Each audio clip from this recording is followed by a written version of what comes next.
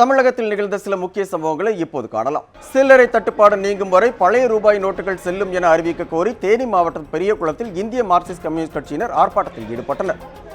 செல்லாத 500 மற்றும் 1000 ரூபாய் நோட்டுகளை மாற்ற திருவொற்றியூர் இந்தியன் ஓவர்சீஸ் வங்கியில் காத்திருந்த பொதுமக்களை மறுநாள் வரும்படி வங்கி ஊழியர்கள் தெரிவித்ததாக கூறப்படுகிறது. இதனால் ஆத்திரமடைந்த பொதுமக்கள் சாலை மறியலில் ஈடுபட்டனர். ஸ்ரீவில்லிபுத்தூரில் நெசவாளர்களுக்கான சிறப்பு மருத்துவ முகாம் நடைபெற்றது. இந்த முகாமில் கண் பரிசோதனை, இரத்த அழுத்த குறைபாடு, ஆஸ்துமா மற்றும் பொது மருத்துவம் ஆகிய பரிசோதனைகள் நடைபெற்றன.